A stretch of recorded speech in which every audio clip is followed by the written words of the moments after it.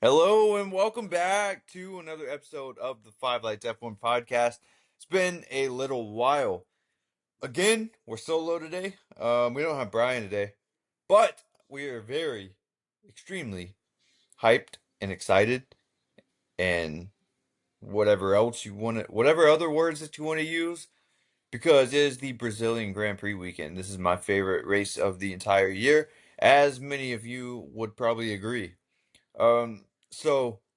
This will be probably about 15, 20 minutes. Probably it's a little shorter, more of a video than a podcast.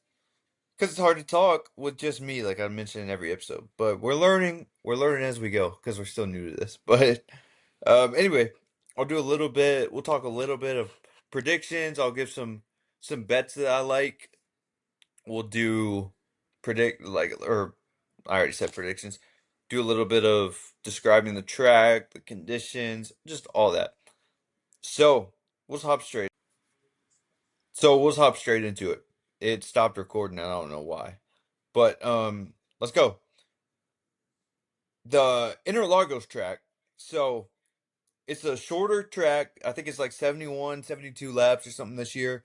It's a fast track. It's a very unpredictable circuit, I would say. It kind of has a little bit of everything. The Senna S to begin with. It's the start. That's where most of the overtakes happen in this race. Um, you know, a long straight where cars go flat and it's a super tight middle sector, so what the tires wear out pretty quick, which is going to be very interesting bearing the rain, and we will talk about that later. But anyways, there's going to be rain in this race. So yeah, it just anyways, the tight sectors, the tight middle section they destroy the tires pretty quick. So also the whole track sits on a hill. So you're constantly going up and down kind of, and as many of you know, in Brazil, the weather can change within 30 seconds, pretty much. Um, well, my recording just stopped again. I don't know what is up with this software today. But anyways, I hope I'm picking back up where I left off. But anyways, the race can get pretty crazy here. There's lots of safety cars. You see bold strategies, tons of battles. But I have no idea where I just left off because I just had to re-update my computer. But we're just gonna pick up somewhere. Anyway, let's get the standings back up.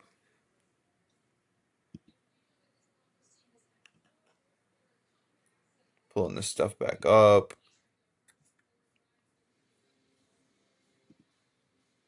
Hmm. Oh, I don't know where it went. Um. Okay. So, also, congrats to Charles Leclerc on the engagement. They did an interview with him I saw today at the media day, asking who was next to get engaged. He said Pierre Gasly, so maybe Gasly gets engaged next. I don't know. We'll see.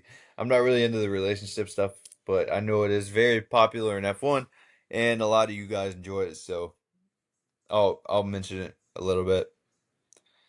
But anyways, yeah, just another quick rundown because I forgot where I left off. Want to make sure you know it's a quick track, fast paced, 71, 72 laps. I can't remember exactly. It is a sprint weekend.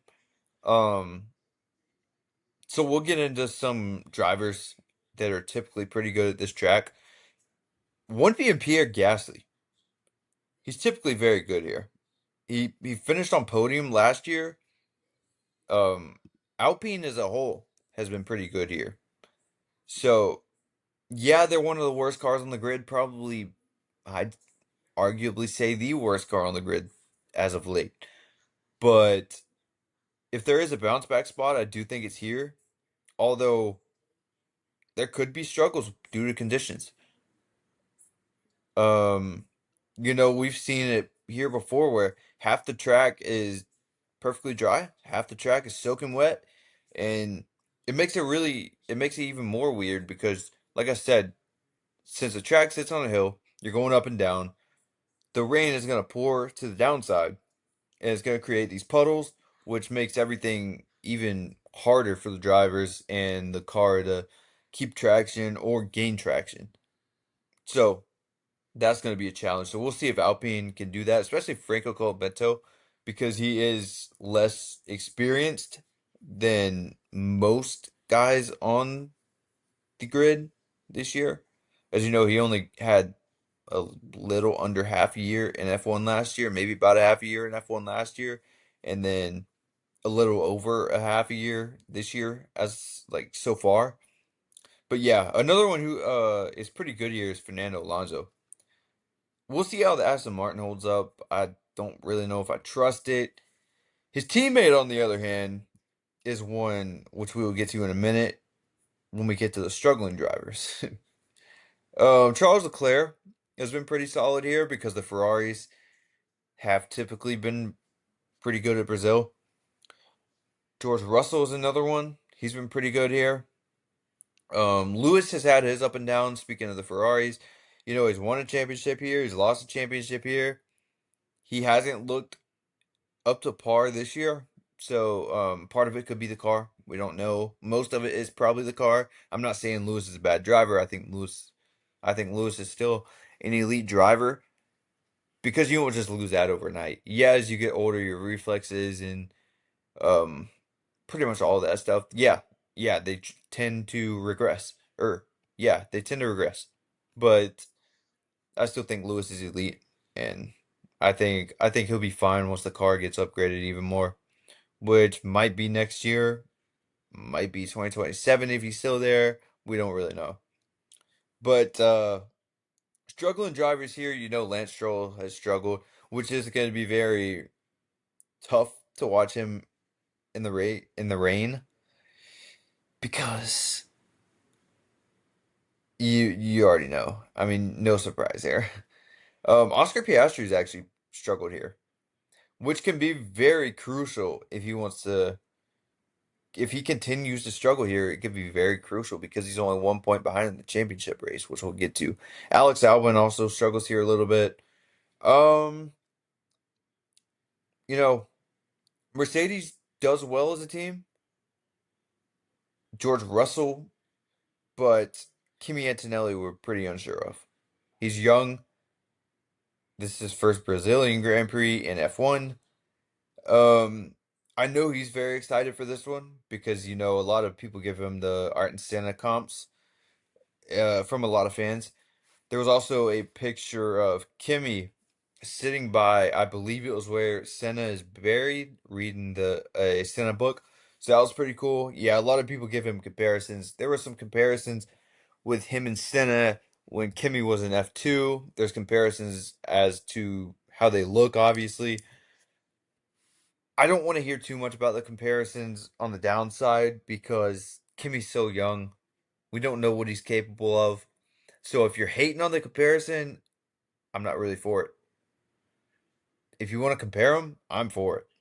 I mean, I think it's a fun storyline, and I do think Kimmy is gonna improve and really develop into a really good F1 driver. I mean, I've seen the potential already, especially at the beginning of the year, and obviously in F2. So, Red Bull's another one. They've been really good here, as you would expect, because Max Verstappen has always been behind the wheel there. Um, I'm expecting to see a pretty strong performance from Max again this weekend, making this championship battle even higher stakes going into Vegas because it's just going to make everything even closer. Um, so we'll get into a little bit of the championship standings now. Lando is sitting 1 point in first place with 357 points. Like I said, 1 point in front of Oscar Piastri, who is sitting at 356. Max is 35 points behind them, sitting at third. So that is the battle for the top three, and that's still the battle for the Drivers' Championship. So Max Verstappen almost needs a win here to really stay alive in it. But anyways, I know I've slightly mentioned about the rain, but we'll get a little bit more into that. There's a lot of rain in the weekend. It's supposed to last through the sprint. It's supposed to last up to the race. The temperatures are supposed to drop, And this is part of why Brazil has typically been a very fun track and very, very entertaining to see how it plays out this year again because of the rain. Cars are going to be slipping and sliding everywhere because it's not a normal elevation track. Like I said, the temperatures are cooling, so that's going to cause some issues with the tires. Then the rain, obviously, and the puddles. Just a lot going into it. This is just why it's my favorite race. There's always something going on. And really, anybody could win this race. If I'm just being 100% honest, there's going to be there's going to be a shocker in this race. I don't know where it will be, who it will be, what it will be, but there's going to be a shocker. There's going to be a lot of accidents as well. A lot of safety cars, I believe. I'm very curious to see how Lando handles this because it's kind of his first bit of adversity being in the championship lead, especially by such a slim margin. So he's also driving in the rain. And we've seen slippage from him we've seen slippage from Lando when the moment gets a little too big.